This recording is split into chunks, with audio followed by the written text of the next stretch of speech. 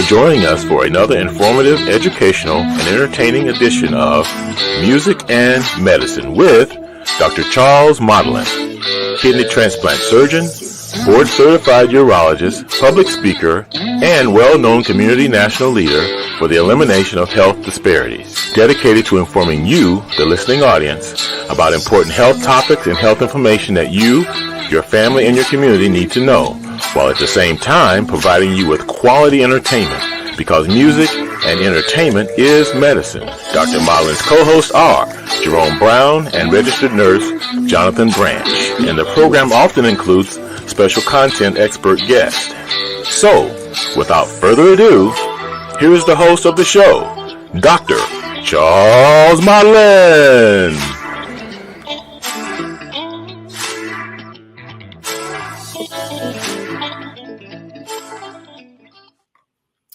Hello, everybody. It's this is a very special show. As you can see, it's graduation time. But this year, 2024, it holds a very special meaning for me. But first of all, welcome to Music and Medicine. That's MUZIC. This is a very important platform where we, Jerome Brown and myself, my co-host, disseminate important health information that we think is important that you and the community need to know so that you and your family can stay healthy. But every year at this time, I like to pay a tribute to the graduates, whether you're graduating from kindergarten, first grade, elementary school, middle school, high school, college, graduate school. We want to pay tribute to you because you've put a lot of hard work in, and this is your time to shine and celebrate. I say this is a very special year, 2024, for me because my daughter, Hannah Modlin, just graduated from Cleveland State University. And this is her diploma. We're very proud of her accomplishments. And her degree is in chemical engineering.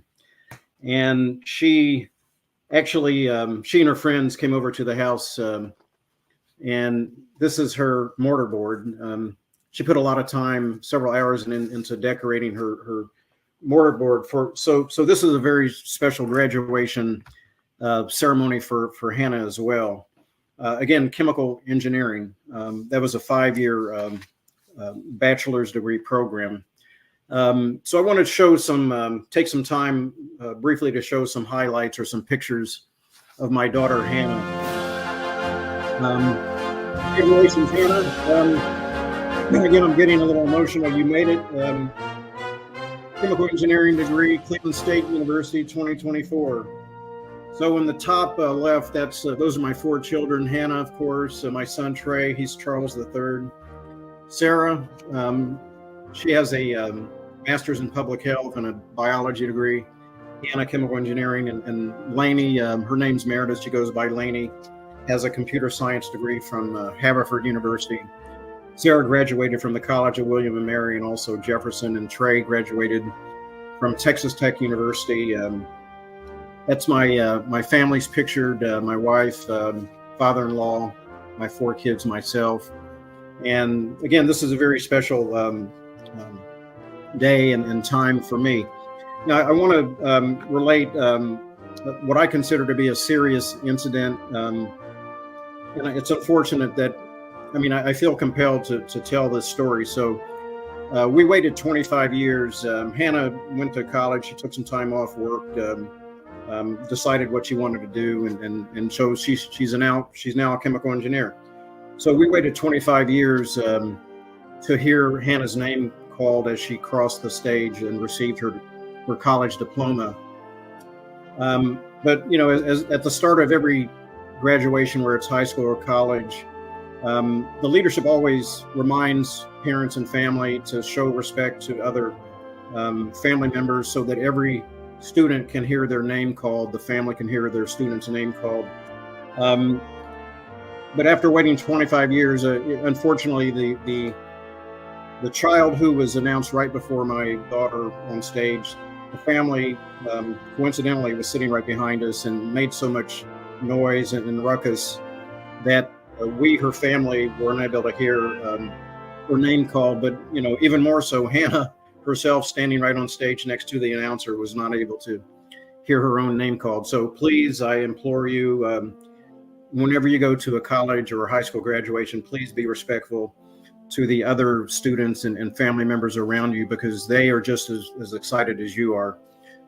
So be mindful of that, so that they too can celebrate hearing their student's name called. This time of year, I also like to show the book that I published. Yes, you can succeed. It isn't difficult to do it if you know how to do it. I actually recently had the opportunity to meet with Dr. Michael Eric Dyson. And as you know, he's a professor, Reverend. He's currently at Vanderbilt University. He's been at several different academic institutions, and we had an opportunity to exchange books. That's Dr. Michael Eric Dyson displaying my book, endorsing my book, and I holding his book. So that was a remarkable experience that I had an opportunity to meet Dr. Dyson at our recent MetroHealth Men's Health Fair, our Minority Men's Health Fair. Actually, that was our 20th annual event. It would have been 22 years, but we missed a couple of years from COVID. So with that in mind, congratulations to all of you graduates out there. My book is a success navigation book. Again, it's available on Amazon, Barnes and Noble. There's a lot of very important information in there that I think will help anybody aspiring to achieve their successes, navigate their success journey. So I highly endorse it. Now, one other thing on the graduation topic, because I know there are situations nowadays where I hear students skipping out on attending their graduation ceremonies. Now, that is a personal decision, I understand. But I think especially if you're African American, there are some major reasons why you should attend your graduation. Again, this is just my opinion. There's a young lady named Ruby Bridges. I'm sure many of you have actually heard the name Ruby Bridges. I think we have some pictures there. Ruby was the first Black student who went to desegregated schools in Alabama and in the South. And I think we owe a lot of debt and gratitude to Ruby Bridges. She was just 6 years old. There's a picture of her being escorted by federal marshals. That's what it took for her to be able to attend school. There were a number of individuals and politicians and leaders, even the governor of Alabama at the time, who tried to prevent her from going to an integrated school. And it turns out for that first year, only one school teacher was willing to teach her. And for that first entire year, she was the only student in the class. It wasn't until after the first year that other students came back to class, and she had some playmates. So just keep that in mind. There are predecessors who came before us who made sacrifices. And so to me, it's honoring your parents, your family, for their commitment to you, for their support that they've given you to allow you to reach the pinnacle to where you've been able to graduate, but also pioneers like Ruby Bridges, who actually helped set the stage. So with that in mind, I'd like to welcome in my great co-host, Mr. Jerome Brown. Yeah, Doc. Party time, man. Party time. Look. Oh, I forgot. I need to turn this tassel over to the left side. That reflects that the graduation has occurred. Okay. Yeah, so absolutely. The right side is what? So everybody knows. So the right side is before you officially are proclaimed to become a graduate by the president of the university. Okay. Yeah. So never knew that. Yeah. So yeah, it's a monumental, and everybody in unison actually flips that tassel from the right to the left. Yes. Without saying, that showed my level of education. Oops. Hey, so here's the thing, and that's a good point. Being educated has nothing, it's not limited to whether or not somebody has a high school or college degree. Absolutely. If not whatsoever. Going to college actually gives you an opportunity to acquire classroom education, it gives you certain lived experiences. But some of the most educated and intelligent individuals, my father, never had an opportunity to graduate from high school. So that actually was a good point you brought up. You are one of the most brilliant individuals I know, Jerome. So thank you. Yeah, absolutely. But we actually have a very special show this evening. Of course, this is a special time of year, as I indicated, with the graduations. But we wanted to actually also touch on a very important topic.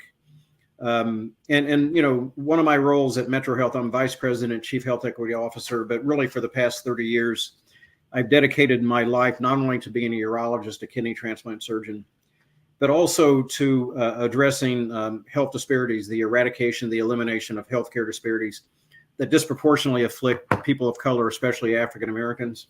Sure. I mentioned the Minority Men's Health Fair that we had recently. And there are a variety of reasons as to why many African Americans and minorities experience health disparities, higher rates of chronic diseases, lower life expectancies compared to their Caucasian American counterparts, social determinants of health, lack of access to health insurance, poverty, living in food deserts, lack of transportation, lack of job, the list goes on and on. But one major contributing factor is the fact there's the distrust factor that many of us have due to the Tuskegee syphilis experiment, other historical and lived experiences that we've had, being discriminated against, racism, feeling that we don't want to go to the doctor, the hospital, to be used. I mean, we're fearful that they may use us as a guinea pig. And the fact that a lot of times we are more reluctant than others to go to the doctor, get preventative health screenings, and participate in clinical research trials. We as a group of individuals, minorities, African Americans, need to understand the importance of enrolling in clinical research trials so doctors and scientists can develop new therapies, new cures, new treatments for cancers or diabetes or high blood pressure or heart disease or kidney disease that are going to be beneficial to us, because honestly, most of the clinical trials, most of the research that's being conducted are in Caucasian Americans. Absolutely. And there are, as we've talked about this before, there are certain treatments, medications, for example, that are more efficacious, more effective in Black people versus Caucasians, white people. There are many medications, high blood pressure medications, that we as African Americans may not respond to as well as whites. And so as a result, we need to enroll in clinical research trials. I'll read some statistics very quickly, and then we're going to, we have a very special musical guest, but African Americans are unrepresented in clinical trials, accounting for only 8% of all participants, and this is back in 2020, compared to 75% of those who are white in clinical trials, 11% Hispanic, 6% Asians, and 54%, but African Americans and other minorities represent up to 54% of those individuals in the United States. And the fact that, as I said, that we as African Americans and other minorities are less likely to enroll in clinical trials are due to a number of barriers: lack of awareness, economic factors, communication issues, mistrust, and history of brutal and unethical medical experimentation.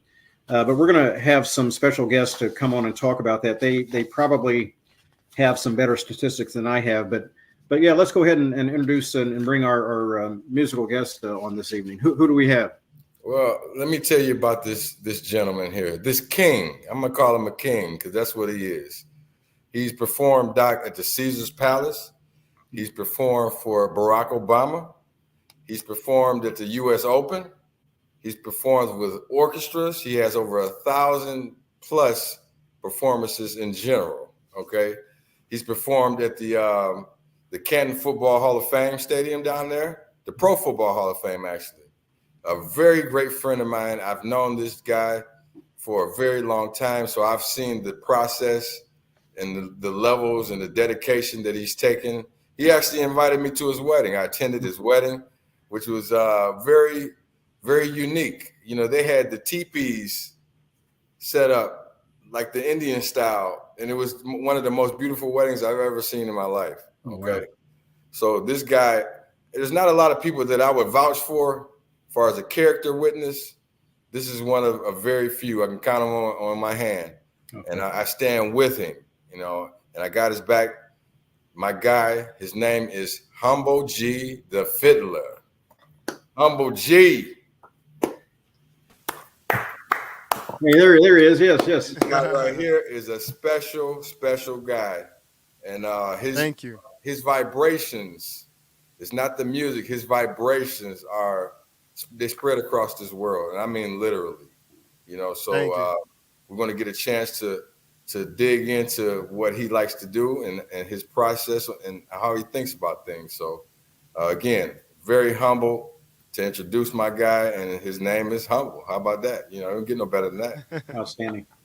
You know, in fact, actually, he performed last year in the 2022 MetroHealth Minority Men's Health Fair kickoff event. So, yeah, I mean, I've heard you play throughout the city, and actually, I'm so honored we both are that you agreed to come on the platform. Appreciate it. Thank you. Thank you for having me. Thank you. And Jerome, man, I appreciate the introduction, brother. You know, we've been knowing each other for a long time, man. You actually met me. You met me. I wasn't in my teens no more, but I was fresh out of them when we first met in my early 20s. So, man, it's been a long time coming, and I appreciate you, brother. And Doc, I appreciate you for having me at the Men's Health Fair. You know, it was a wonderful experience. You know, anytime you guys need me, you know, I'm just a call away, you know. Oh, thank you. So tell us about the studio that you're in there. Oh, okay. So this is actually my personal studio. This is right here. It's a home studio build. And so a lot of people don't know that I produce and I mix and I master. So I'm a mixing and mastering engineer, and I'm actually in school. Next year I have my bachelor's in audio production. And come on, let's give it up one time for that. Thank you. Give it up one time. Thank you. And I'm working on my master's in entertainment business as well. So, you know, just cutting through the red tape. Jerome know how it is in this entertainment business. You know, it's a rough business, man. Yeah, cutting through some red tape, and the goal is to level up and be able to create real opportunities for other people who are coming up. You know, I guess I could say behind us, but it's really no age on that. But just being able to really open those doors and create real opportunity for people who are talented and who have a purpose, who are purpose-driven at what they do. Mm-hmm. Well, I see you have some letters behind your name, RSVP, rapper, singer, violinist, producer. I didn't know that you were a singer. I've obviously heard you play violin, and looks like you're a keyboardist also and a guitar player. Yeah, a little bit. I dibble dabble in those, but I'm for sure a violinist, and I say that because of all my years of playing the violin. That's why I'll put some respect on the name of true pianist and guitarist. But I do play around with it. These are MIDI keyboards, so we patch different sounds and things of that nature when it comes to producing and doing composition. Oh, great. A question, Humble. When did you first pick up the violin? Wow. So what happens? So that's rare. I mean, black man, young black child, and violin just don't marry like that. So what? Yeah. You know? Not in this century, you know. But we can go further back to the Moors. All Europeans weren't Caucasian, but when I was about 11 years old, we were living in a middle class neighborhood, South Euclid, Lyndhurst. My mom had moved up there. She had 2 jobs. She was working hard, and she was able to move us up into the middle class neighborhood. And I went to a school named what was that called? Glenville Middle School. Okay. And when I went to Glenville Middle School, they had all the kids come down to the cafeteria, and they had all these instruments on the tables, and they wanted us to pick what interested us. Of course, the drums was the first thing that Greg, because, you know, we love the drums. They'll fight over the drums. Yeah, we love the drums. I was like, you know what? Everybody was going after the drums. So I said, okay, let me see what else they got. And by the end by the end of the session, it was a few of us who were indecisive, and I was a part of that group. So they took us in a separate room where they showed us the classical string instruments, and they highlighted the violin as the concert master. And I was like, hey, I would like to be the concert master. So that's what got me into it. I do have a story that I could say of perseverance that I had to overcome. My mom had lost both her jobs later that year, so I wasn't at the school for a long time. The school actually, they awarded me with a violin at the time because my mom couldn't afford it. Violins were pretty expensive back then. They're not as expensive as they used to be. They were very expensive. And so I had a violin. They allowed me to keep it. And my mom lost both her jobs, and we moved back into the inner city of Cleveland. And we stayed. Violin. Yeah. We stayed with my grandmother. Suitcase, you know. Yeah. We stayed with my grandmother on East 93rd and Prince. And so I had to go to Nathan Hill, and at the time they didn't have an orchestra or band. They just had like a music history class. And we had progress reports.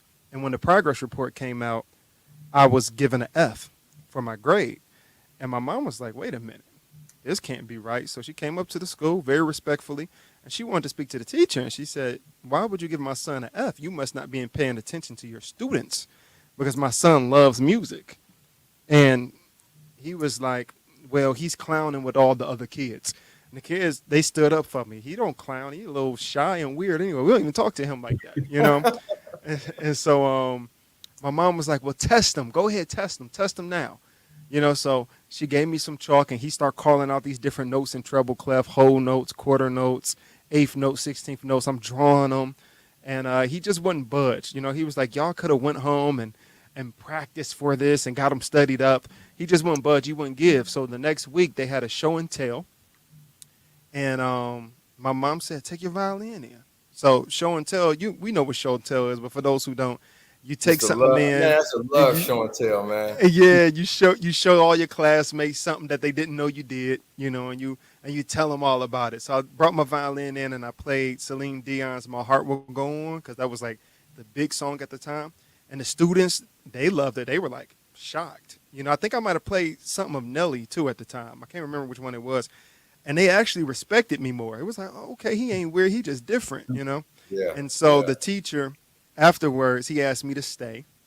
And he asked for my mom's work number and her home number. And he called her, and he apologized. And by the time the report cards came out, my grade changed from an F to an A. And he submitted me to the Cleveland School of Arts. There you go. Come on. One more time for him. One more time. Thank you. Perseverance, brother. So it's perseverance, but your mother, I mean, you know, that could have ended up in a whole different, you know, manner if your mother had not taken the initiative, take off from work and go up and talk to the professor. And I mean, but you know, I'm glad she did. I mean, it turned out, you know, very well, but you know, it just emphasizes how important it is for parents to be involved in their children's life and know what's going on at school. Absolutely. And also to let the teachers know that the parents are observing what's going on and proactive. So, that could have turned out, you know, a whole nother way. That it definitely could have. Definitely could have. Yeah, because she could have went. I had friends who parents would just get mad at them if they saw something like that. You get an F? Yeah. You know, and sometimes it could be discouraging. I mean, it's a lot of parents in the inner city who are, you know, going through stress, and then they're working so much, because I grew up in a single family, a single parent home, you know, but my mother, she was really big on allowing us to do things that we wanted to do as long as it was positive. Right. So when I came home and said, Mom, I want to play the violin, first she asked me, are you sure? I'm like, yeah. She said, okay, well, you can play the violin. You know, so she was really big on allowing us to do things that we gained a passion for, just as long as it was positive. Well, next time you come on, we'd love to see a picture of your mother, but I understand you have a video or a song to go to the audience. Yeah, what's the first flavor, Hummer? What we got? So the first song, this is a live performance of a song called Mental Apathy that I did at a production studio during the pandemic for a virtual concert. Wow. So let's see it. Check it out. Thank you.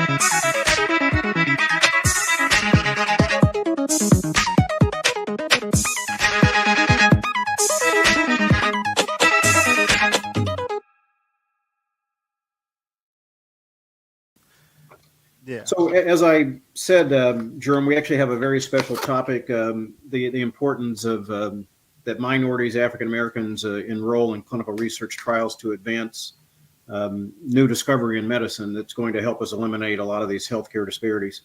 And with that, we actually have two special guests on from MetroHealth. Dr. Afua Cannon. She's the operations manager for clinical research, for the clinical research unit at MetroHealth, the Metro Medical Center. She holds a bachelor's in science and a PhD in physiology from Southern Illinois University in Carbondale. and also Pennsylvania State University, respectively. She further honed her expertise during her postdoctoral fellowship, and that was several years in genetic medicine at the Weill Cornell Medical College and New York Presbyterian Hospital. Since joining MetroHealth in 2022, Dr. Cannon has actually demonstrated her multifaceted expertise. She served as the administrator for the MetroHealth Scientific Review Committee, the Protocol Registration and Results System. She's the administrator for MetroHealth's clinicaltrials.gov registry, and she serves as the Resources and Services Administrator for the Case Western Reserve University Clinical Trials and Clinical and Translational Science Award. She's recognized as an inspiring Black scientist by Cell Magazine in 2022. That's one of the most prestigious academic and scientific research journals in America, in the world. And Dr. Cannon brings over 15 years of invaluable experience and expertise in both basic science and clinical research for her role. So we have Dr. Cannon, come on up to the platform. And we actually have another guest that works with Dr. Cannon, Koretia Williams, a master's in business administration. She's a native of Cleveland, Ohio. She loves to share with people that she has real roots here in Cleveland. She attended East High School, Dyke College, and David Myers University in 2007. She joined the Cleveland Clinic Cancer Research Department. She was a department coordinator. She's learned more. Since then, her positions changed, but what didn't change was her desire to help others. Koretia likes to refer to herself as the alpha and the omega of research, because she has worked every position from data collection to regulatory affairs and also seeing patients. Nearly 20 years later, she's a research project specialist at MetroHealth, where she's the primary contact for study research startup of new clinical trials in cancer care. Her innovative ideas have increased enrollment and retention of minority patients on cancer clinical trials. She shared her expertise of various audience on how she does it, including the American Society for Metabolic and Bariatric Surgery. And most recently, she was our honored guest with the Ohio Commission on Minority Health. So I'd like to welcome both of these scientists and wonderful, important individuals from MetroHealth to the platform and to Music and Medicine. Thank you. Yeah, so I wouldn't even begin to try to do what either one of you do, so and we're here to talk about a very important topic, and I know both of you are moving the needle in terms of getting more minorities, African Americans, to enroll in clinical research trials. So tell us about your work and why it's important. I guess I can get started, Koretia. I manage the clinical research operations, mainly the unit at MetroHealth. I think with the clinical research unit, which is a multidisciplinary facility that a lot of institutions have, and including University Hospitals and Cleveland Clinic. MetroHealth is unique in the aspect that we are a community hospital. We have a wide variety of people that we cater to. And then we have this hub in which investigators, which are all pretty much the clinicians at the hospital, that have a place to carry out their clinical research studies. And so we provide the personnel they need to carry out their studies. We provide the equipment they need to carry out their studies. And we provide the patient rooms for them to carry out their studies. And I think with that, creating an environment that is welcoming to all members of the community, it helps to make participants in clinical research comfortable in participating in a study. Because oftentimes it can be associated with being, doing something that can kill you, something that can harm you. Your family may not be with it because, coming from a minority background, you don't really know much about participating in clinical research studies other than the harm that has been done to us from participating in clinical research studies. So I think as someone that manages the operations of that and the overall operations of clinical research at MetroHealth, I have a unique opportunity to oversee and make sure that everyone has equitable access to clinical research. And that's not an easy job, because a lot of that comes with a lot of compliance and regulations and reviews, and that's a very difficult job that you have, because again, you're managing clinical trials across several different areas. Exactly. So that's very important. So Koretia, what is your role? Describe to us and the audience, how you fit into all this. So my role is to make sure that we get the right clinical trials. So I work with a lot of physicians. I work with the patients. I work with the sponsors on bringing, and I work with Dr. Cannon. so even sometimes during the day, Dr. Cannon will get a list of trials, and if they're cancer related, she'll send them over to our team. I review them. And if I see fit, then I pass it on to the prospective physician. Okay. So that's part of my job.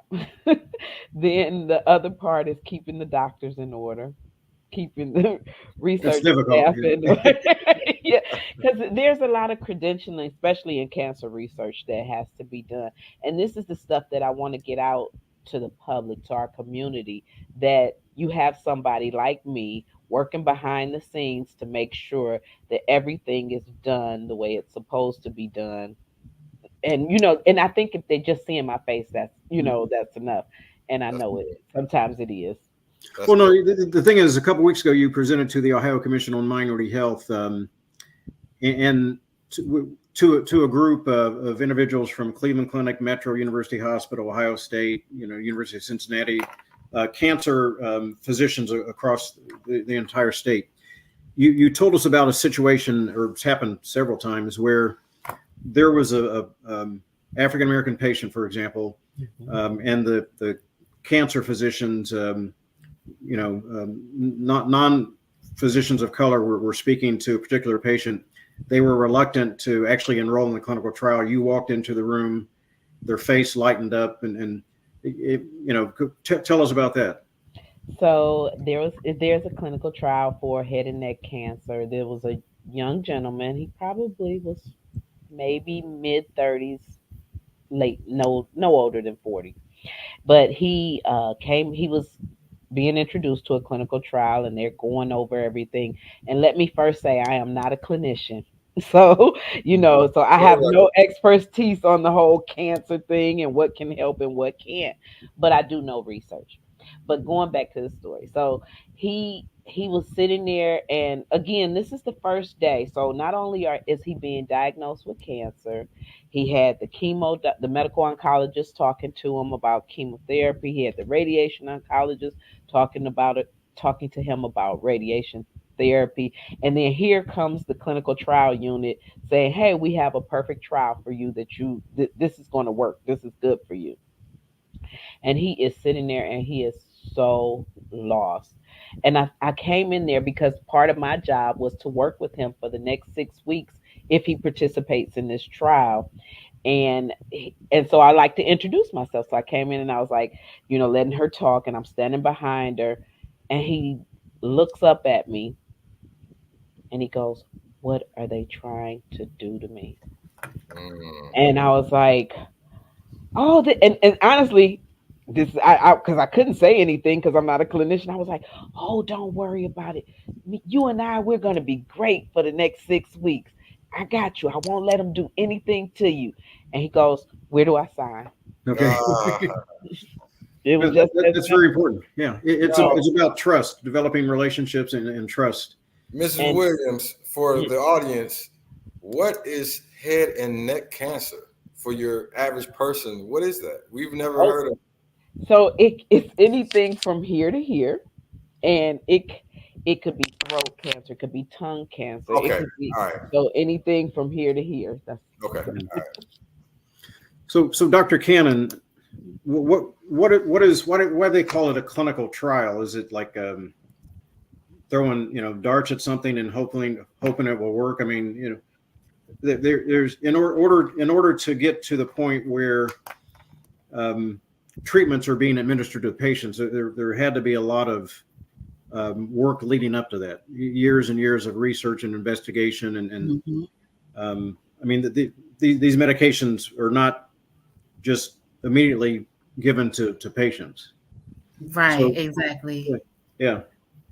So just to give you a quick definition of what clinical trial is based on the National Institute of Health, it's a research study in which one or more human subjects, that's what they call participants that are in clinical research, are prospectively or at that moment assigned to one or more interventions. So that could be, let's say if I can give an example. There's a trial that was given out for people that had moderate to severe asthma. So when you enroll in this study, you can either receive or go about your normal care routine or try a steroid prior to the usual treatment that you would have. And you look at these two different groups and evaluate the effects of these interventions and on health related biomedical or behavioral outcomes. And the reason it's interesting to add in behavioral outcomes because we also have studies that investigate that. For example, MetroHealth has various autism studies. And it's not necessarily a drug being given, but more so a therapy to help for example, autistic children get acclimated to school or language or activity and so forth. And so, and I think oftentimes people think that when you're in a clinical trial participating in an intervention, that it has to be a drug, but it doesn't necessarily have to be a drug when it comes to clinical research. And before it even becomes a drug, if that is the case for that clinical trial, there's 4 different phases that you have to go through. You have, I guess you can start with the pre-clinical phase where you have bench scientists that do, a lot of people see this on like the mad scientists that you'll see on TV that have the test tubes and things like that, trying to figure out what works and what doesn't. And they may try this on an animal or a mouse or anything that has compatibility to human. And then once they have determined what that dose is effective as far as a treatment, then they'll move on to do maybe like a dose or efficacy treatment on a small subset of people, maybe like 10 to 15 people, and see how people respond, and then determine the dose that is the most effective. And then you move on to phase 1, and that's with a bigger group of people. And now you're learning more specifics about that drug. And then you move on to phase 3, where you have hundreds of people that are participating in a clinical trial, and you're more so wanting to understand and see how the effect is to get more of a statistical significance. Then by the time you made it to phase 4, you're practically under the guidance of, for example, FDA. Now they're trying to see now, how does this work? How is this compliant? Are you following the rules? Are we making sure that these patients are being properly taken care of? And is this drug and the way you're executing the study meeting our guidelines before we even bring it to the public and make this an official drug? So it's so many steps that goes on before it even makes it into market. Now, of course, you do have emergency cases like the vaccine. So, we had a really bad pandemic with COVID-19. So as scientists, the scientists have already developed the sequencing for various coronaviruses. And so because they already have that backbone information, it didn't take much to try to develop the vaccination. It's much as far as it didn't take. You can't tell us that. We was running away. Right, but exactly. And I think this is where it comes with the transparency when it comes to what we're doing at the bench as mad scientists and developing these things before it gets to humans.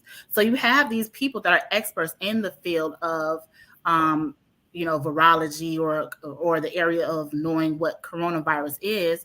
They provide this sequence or back foundational information about this drug, and now you are quickly making this based on the information that you have. Of course, people know how to make vaccinations. We've been doing this for hundreds of years. So you have that developed, and now you're just like, okay, it's an emergency case. People are dying. We're just going to start giving this vaccination to people and hope for the best. But we know that, and from this, determine what the effects are. But at that moment, when it comes to research and when it comes to emergency drug use, you look at more so the benefit outweighs the risk. And at that moment, pandemic, the vaccination, the benefit outweighed the risk at that time. And so those that participated in getting the vaccination also participated in a clinical trial, because from the information and the fact that the vaccination did in protecting you from dying from the disease, we're able to now have this implemented as a vaccination that we can give annually or however often we need to. Yeah, I know for the COVID, both Pfizer and Moderna, they each had over 100,000 individuals participate in the clinical trials. So, and again, this actually highlights the fact that new developments in medicine are based on the work that has been done literally decades before. So when you drive by MetroHealth, University Hospital, Cleveland Clinic, there are these mad scientists. I mean, they're in these labs essentially 24 hours a day. And I know this because when I first went to Cleveland Clinic as a transplant fellow, I worked in the immunology lab. I was in there 24 hours a day, doing test experiments, working with mice, et cetera. But one thing I wanted to point out, anybody who enrolls in a clinical research trial does have the authority or the right to leave the trial. Absolutely. At any time. Yeah. With no penalty. It does not affect your care at that hospital at all. Mm-hmm. And even when and Koretia can speak about this, when you are enrolled into a clinical trial, we sit down with you, we go over an entire consent form, no matter how long it is. Mm-hmm. And we sit there and we ask you, are there any questions as we're going through it? And you may have questions and we will take the time to answer them. And then you don't have to make a decision at that moment. You can take it home. You can bring it to your family, go over it with your family. There's no pressure at all.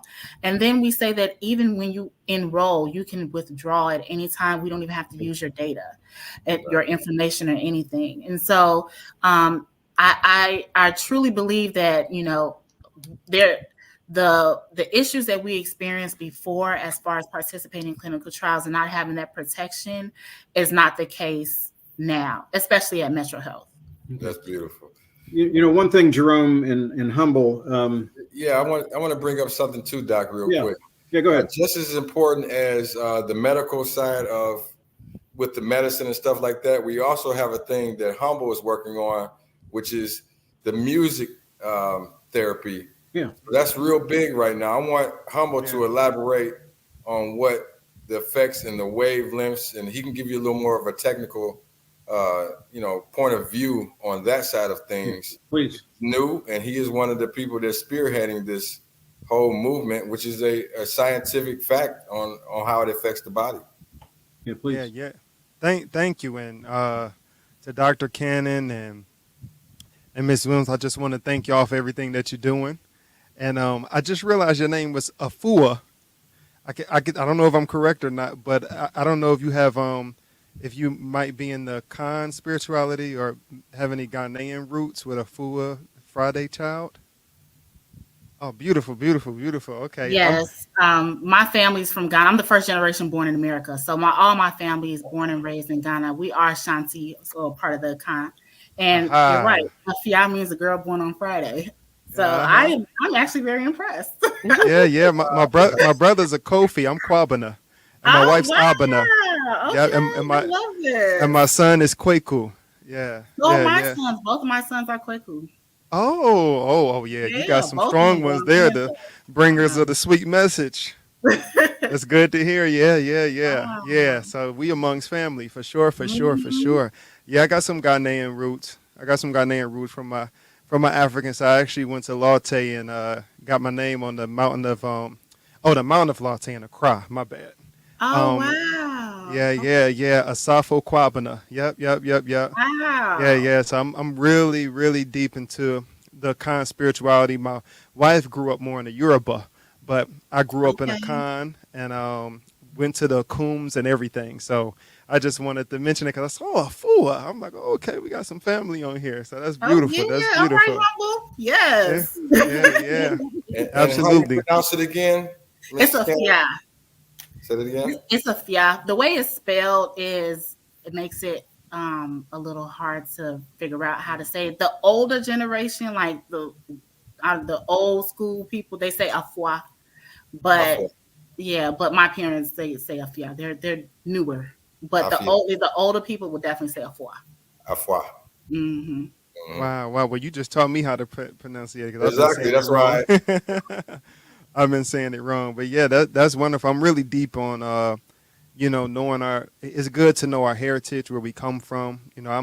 I'm African descent and I'm indigenous Native American descent too. I'm Shawnee.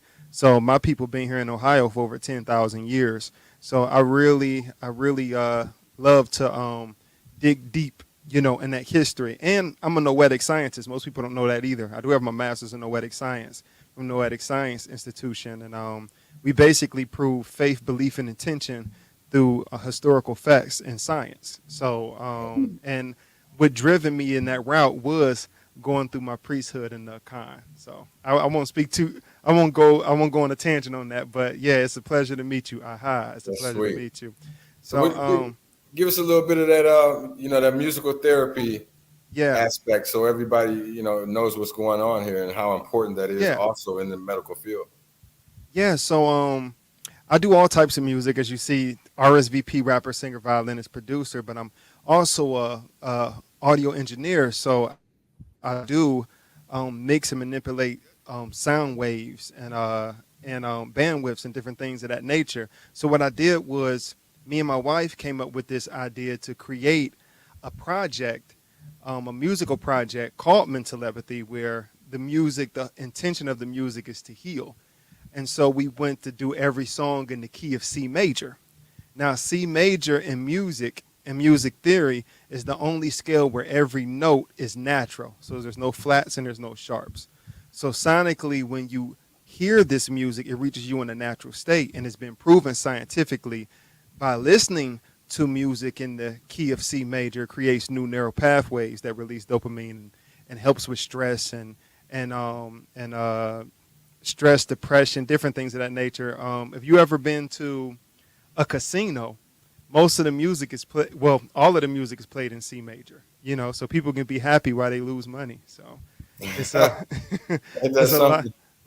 lot of people don't know that all the music played in C major. A lot of uplifting music, inspirational music, pop music is played in C major. But we went and did this because it was the intention of healing. And then I mixed it with ultrasonic frequencies, where I went in and isolated the 11th harmonics within the music, because music does play a big part. The frequencies of the music that we listen to plays a big part in our mood. It plays a big part in our health. And it even helps with our breathing as well. And I've been blessed with the opportunity to partner with a company called Roulette. I met them through another company I work with titled Authentica, where we do these immersive experiences at different places all over the world. But I met Roulette at the Canton Pro Football Hall of Fame. It was called Finding Nero. So it was all these neuroscientists and neurologists, and it was Finding Nero, and they were there. And the company is actually founded by Dr. Sweeney Pele and Patrick Candela. And basically what it is it focuses on the mental health in the virtual reality space. So they were able to partner with Oculus, and it's research backed as well. So as we began to build our relationship, they found out about the music that I was creating, and then brought me on to work on the music therapy of what they're doing. And we've been able to put together, by taking my music, and they've been able to make visuals of brain mapping and different things of that nature. And we'll be announcing that partnership this month, because it's mental health awareness month. So I'm very excited about that. And Waterwood this month, I'll be doing something with Authentica, where we'll be doing some healing music sessions. And then I'm really excited about this retreat I'm doing at 1440 Multi-University is in Scotts Valley in the middle of the Redwoods. And we'll be doing some healing music and some healing sessions That's gonna be there fire. as well. Yeah. So I Fire. can't wait for that. That's June 30th. June 30th to July 3rd. So very excited about where music is taking me. But I look everything from an engineering mind and scientifically, how music affects people, and that's why I've taken the longer route in entertainment because it's just a part of me. I can't separate my humanity and my purpose from my art. Right. So what you have today? You have a second song for us, so we can, Yeah. So this second song is me playing the violin again, and it's performed at another production studio, and it's I'm playing "Glory" by Common and John Legend, and in the background I took snippets of Dr. Martin Luther King Jr.'s speech, "I Have a Dream," and nice. You'll see it now. And make sure we have your information. How can somebody reach out to you, contact you, book you? Yeah. So you can you can look me up, Humble G the Fiddla, HUMBLE G THAFIDDLA. I'm on Instagram. I'm on LinkedIn. I'm on YouTube, TikTok, all those things. Or you can email at INTL Music Group LLC at gmail.com. If you're looking to book me, or if there's any information, if you want to interview me or anything. Okay. All right. So let's see it. Yes. We've got some difficult days ahead, but it really doesn't matter with me now because I've been to the mountaintop.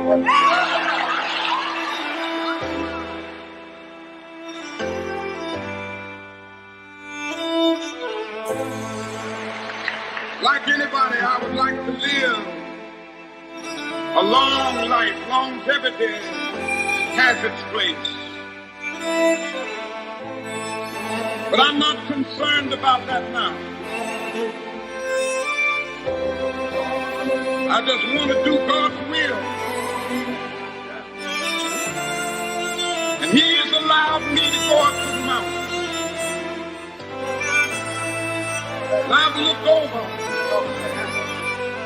and I've seen the promised land. I may not get there with you, but I want you to know tonight that we as a people will get to the promised land.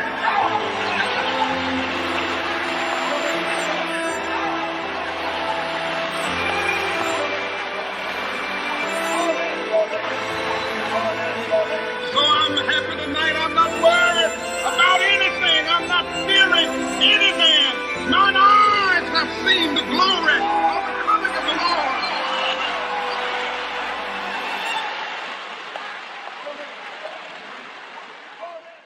Great song. Really great one. Awesome. He does it again, Doc.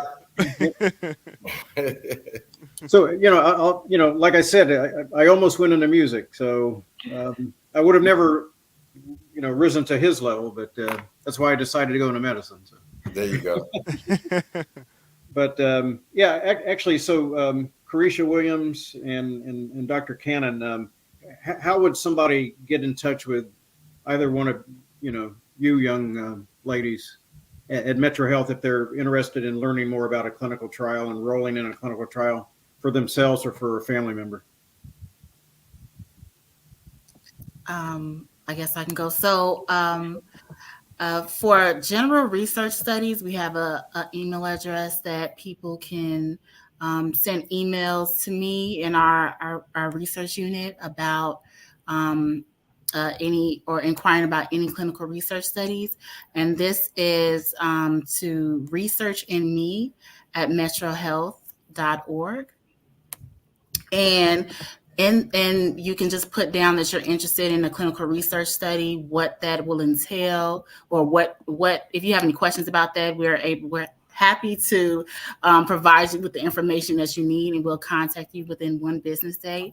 If you want to contact me directly, my email address is S as in Sam, and my last name Cannon, CANNON @metrohealth.org, and I will contact you directly if you have any questions.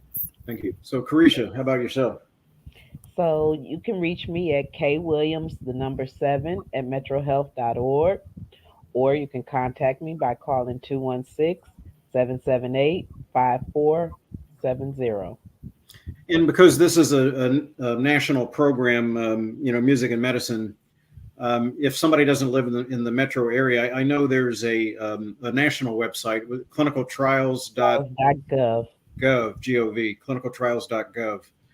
One thing we've noticed, that, when you talk about minority and underrepresented populations, a lot of individuals may live in urban areas that surprisingly do not have academic medical centers. They may live in rural areas far away from the academic medical centers.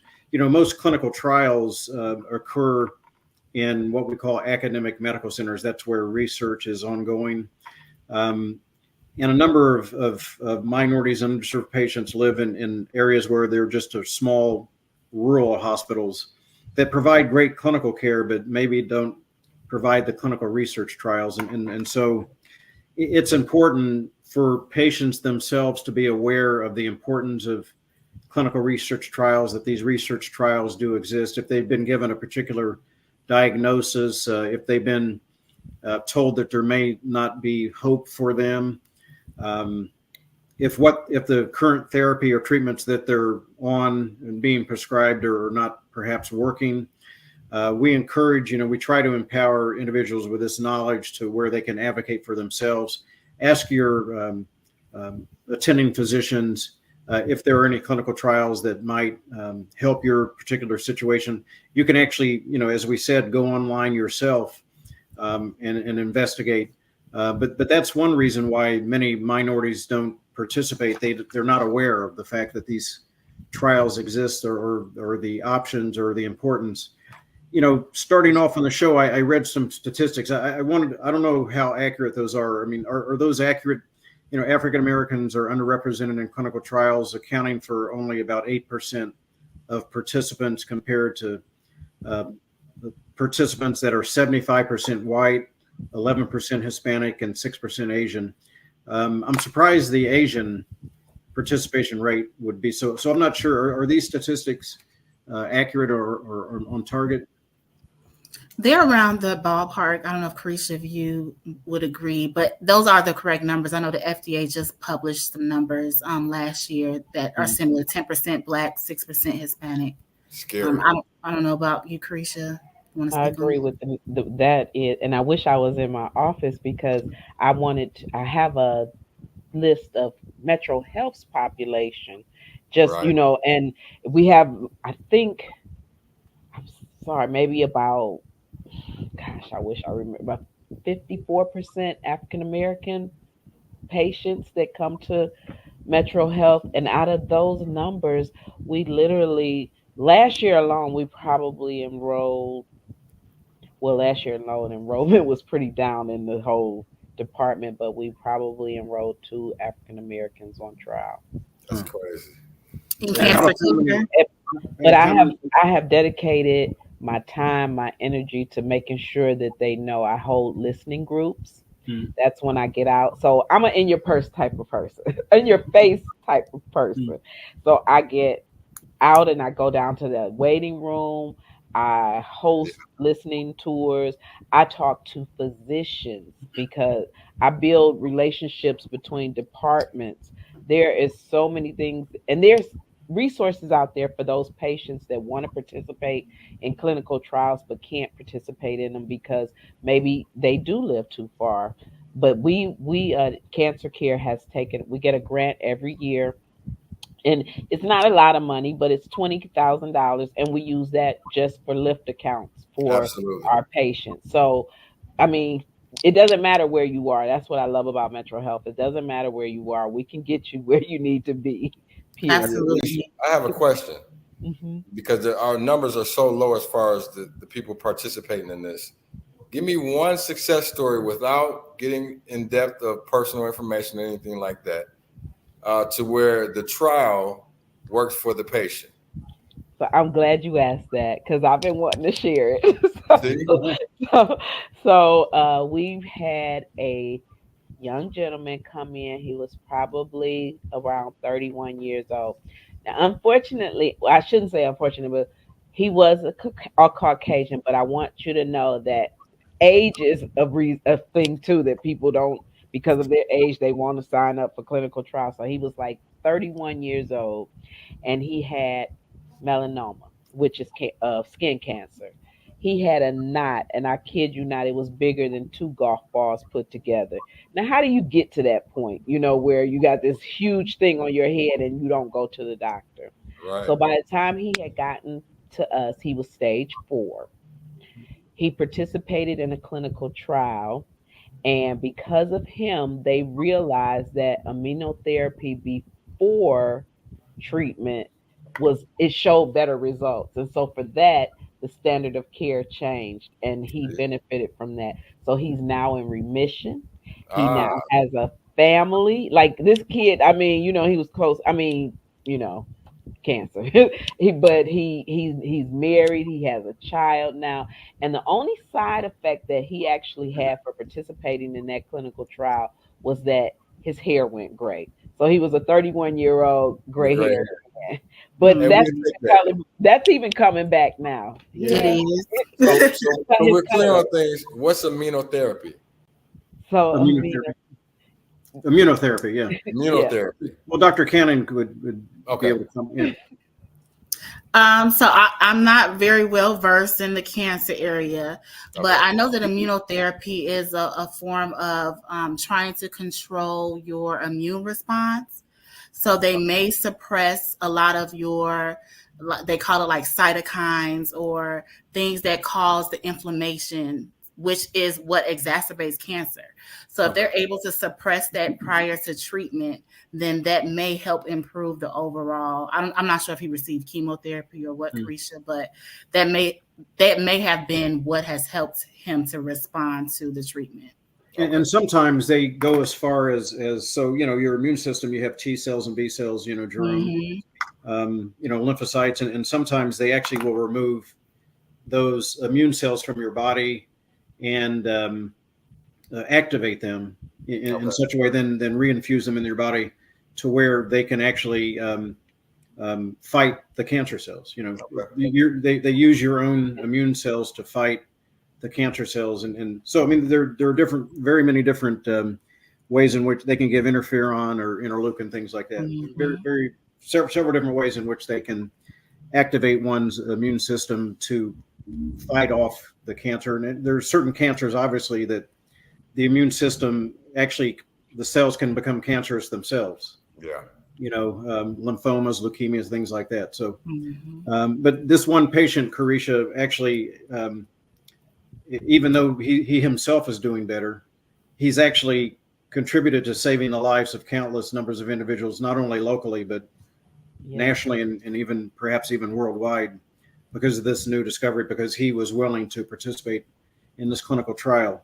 Beautiful. So, with that, I think, this has been a very important conversation that we've been having. We'd like to invite, all of you back, Dr. Cannon, Koretia Williams, Humble, you're all welcome to come back. I think there are going to be people out in the listening audience who were not aware of what a clinical trial was. There are going to be many individuals, didn't understand the importance of that minorities should participate for discovery of new therapeutics. So, and you emphasized, Dr. Cannon, that a clinical trial is not just about medications.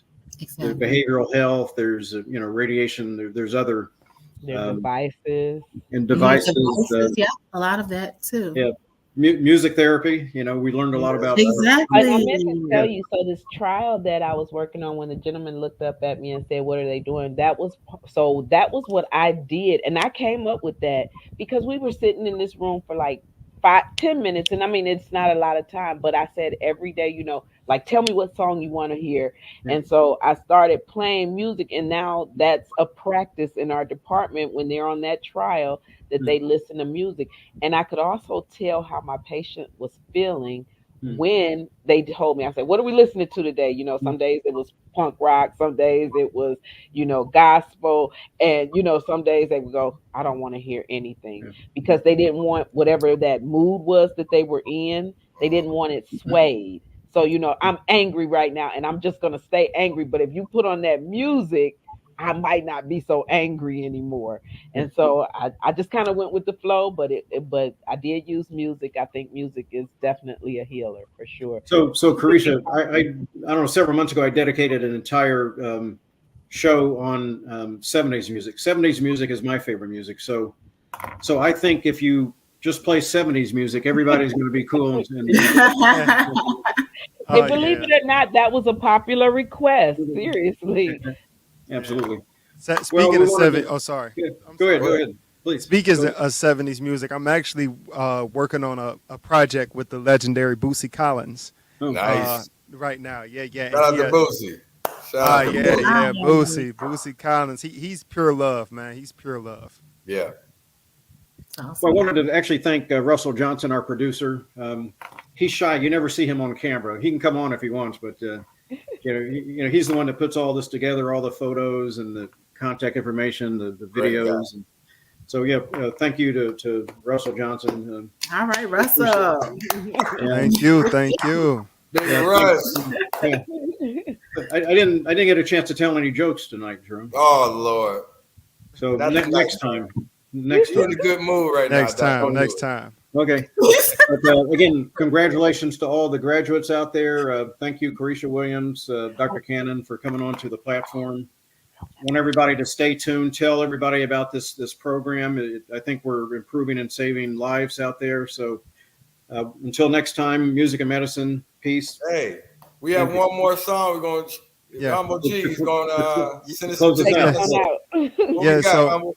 So this song is actually a music video that was shot by Studio Zero and edited by myself. It's called At First Sight, which is short for At First Sight Love. Is on YouTube now. We just reached over 200,000 streams, or we had 120,000 views. So this is At First Sight, and I hope you all enjoy it.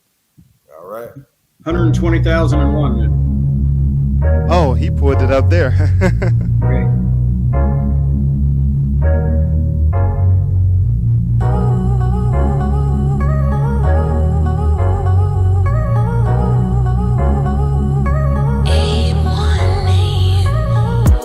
I'm picking up your vibe,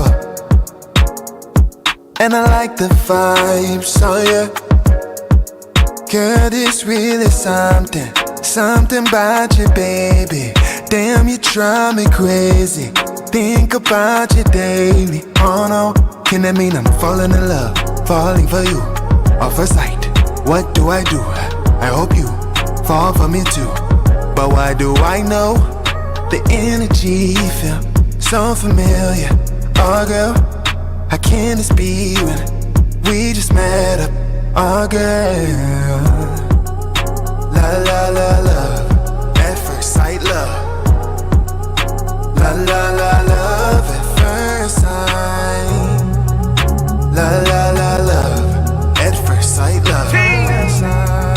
La la la love, at first sight. Real love can't fake love. We gon' make it last forever, no mistake, love. You got me focused. Everyone should know this. Love at first sight, caused an explosion. Know I really want you, heart beating like a stereo. All over the world when they play it on the radio. You know what a man like, I ain't tryna stalk you. 5'5", looking good when you walk through. They just wanna flaunt you and act like they want you. You that one type, let me get them lanes off you. Love at first sight, can we dance for the night? You the baddest in the building and I'm catching all these feelings. Humble, tell them what I'm feeling. La la la love, at first sight love. Humble G in the La la la love, at first sight. La la la love, at first sight love. La la la love, at first sight.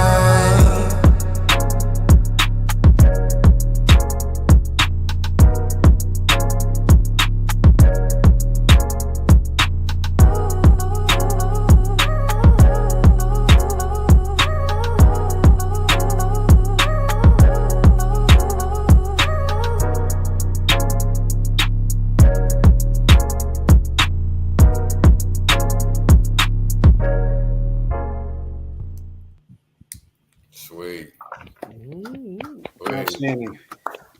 Thank you, thank you, thank you. Okay, we'll see y'all next time. Thanks for joining us. Music God and bless. medicine. Peace. God bless. Peace. Bye.